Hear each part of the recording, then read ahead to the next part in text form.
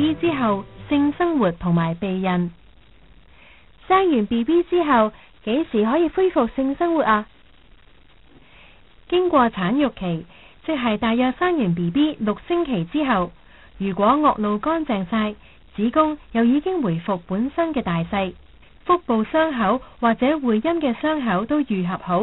而產婦嘅身心舒暢，就可以恢復性生活啦。開始恢復性生活嘅時候，喺初期有時會覺得陰道比較乾，會陰部位有啲痛，或者覺得有啲異樣。呢啲現象多數係由心理因素引起嘅，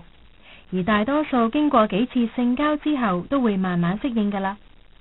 一般嚟講，產育期之後會陰傷口已經愈合，性交係唔會導致傷口重新裂開嘅。如果性交時或之後出血、有痛楚或者性交有困難，咁就要睇醫生做個詳細嘅檢查啦。生完 BB 之後幾時先至需要避孕呢？生完之後嘅4星期內，一般都未回復排卵嘅，但係為咗避免意外懷孕，